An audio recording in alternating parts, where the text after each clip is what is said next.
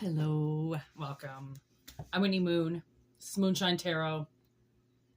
I hope it resonates. This is the general reading. Okay, take it or leave it. I hope it resonates for somebody because it's a doozy, as per usual. We have somebody in the collective, whether it's you or it's somebody else. I feel like somebody is finally learning the difference between lust and something you fight for. Because lust is easy, okay? It's something that it brings out the best and the worst of people quick. Lust is something that runs very, very hot, okay? And if you think of a hot water tank, like how long do you really have with a hot water tank with an uncranked hot water? Okay, like maybe an hour going steadily, okay? Mixed with nothing else, maybe, okay? So it runs quick. Okay, unless you mix it with cold water, you're gonna lose it quick. Okay, that's what I'm getting. Because I'm almost getting like, look at the warrior and lust. Like, see those different colors, like blue and red? Okay, I feel like you have to mix these two together, which is the difference that somebody is noticing. Like, it can't just be all hot, but it can't just be cold as well. It has to be a mixture of both. That's the spice of life. Okay, is figuring out how... It's not how other people can do anything. It's about how you can do something.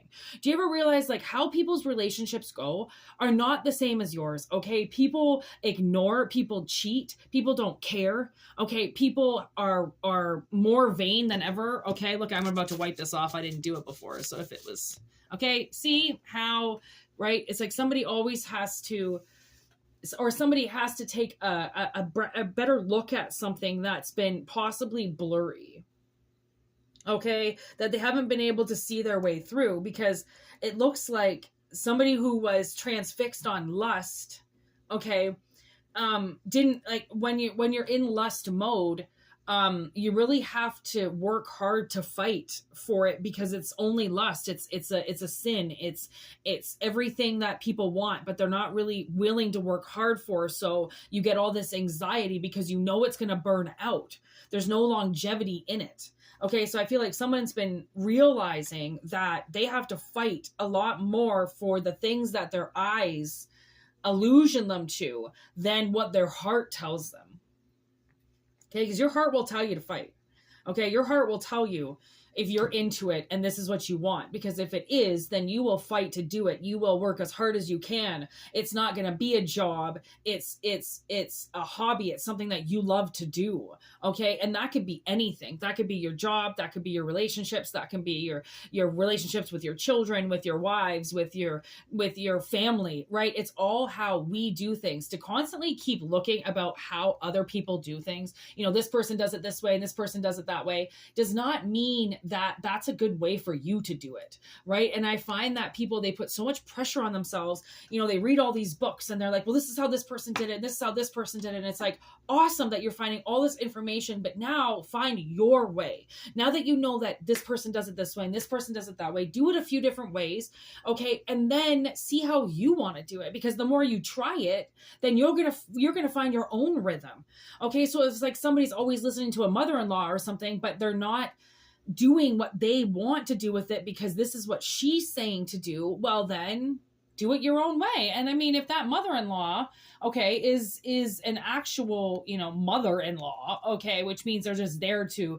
you know, support you and be that extra hand that you need. If they judge you for doing it your way or finding it a good way and no longer doing it the way that they need to, then they're stifling you. They're suffocating you. They're not a good energy for you. They won't let you change. They won't let you evolve, right? And and that's the thing is people's ego. They let their ego in front of everything, and they make it about the ego instead of the information, and instead of, okay, well, wouldn't this be better if I just knew it? Do I have to do it your way, right? And like, yes, you know, if you're dealing with a narcissist, then you have to do it their way. You can't do it any other way. You can't figure it out your own way. And if you do figure out your own way, they're going to scoff at you and walk away and be like, yeah, watch that, you know, burn and die on you, okay? Because you're not doing it their way. You found your own way. Like, people, you have to realize, like, the ones that we are, like, the people and that we want in our lives, and the people that we are fighting to keep in our lives because we know that they're not supposed to be there, right?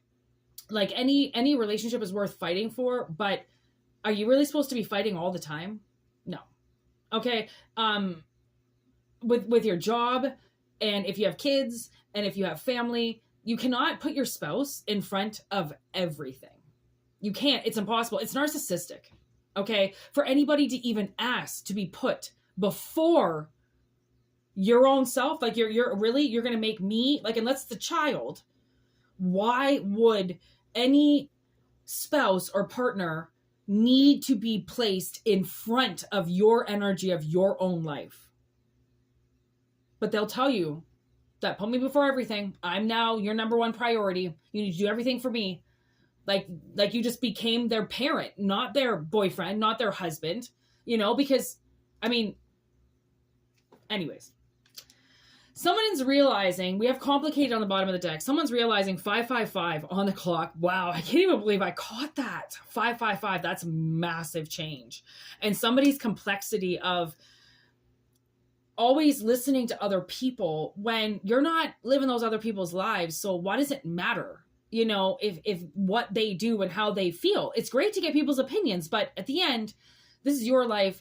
You're going to shoot it. You're going to pitch the way that you want. You're going to bat the way that you want. You're going to drive the way that you want. So if they're saying drive on the left and you always drive on the right, bitch, you're staying driving on the right. So stop asking people, because you're complicating. Somebody's complicating something, trying to understand why it's not working for them. Well, it's not working for them because it's not a lust relationship. There's meditate. Somebody, it's almost like the universe wants you to learn how to become quiet and listen. It's very hard. It's very hard. And the second you quiet, it is like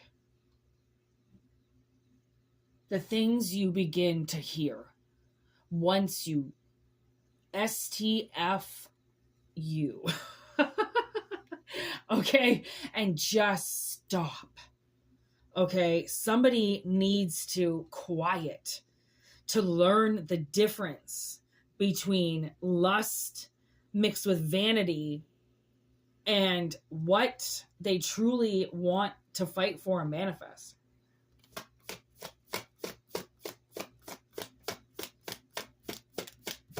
And remember, we are attracted to opposites.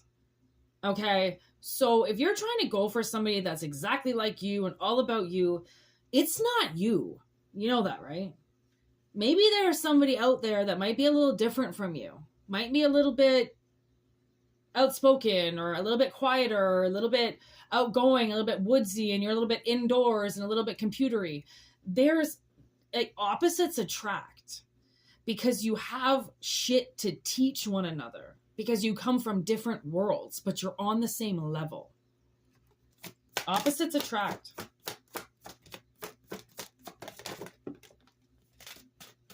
Obedience in reverse with rigid in reverse. See, I feel like somebody's so set on doing the right thing that their walls are up and they don't even know what walls mean. But because somebody said, you better be like this and you better watch out, that they surrounded themselves with this wall, and now they're not letting anybody in.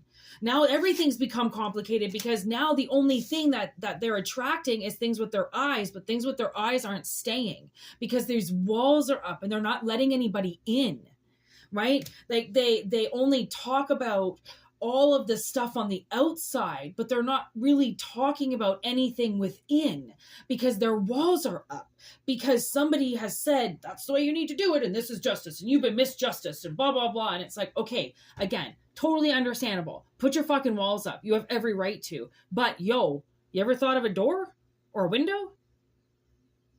Let people knock on, open that up. Let somebody speak, right? It's like they're listening to somebody else tell them what to do. Oh, and it's just so sad, because it's not fulfilling them at all.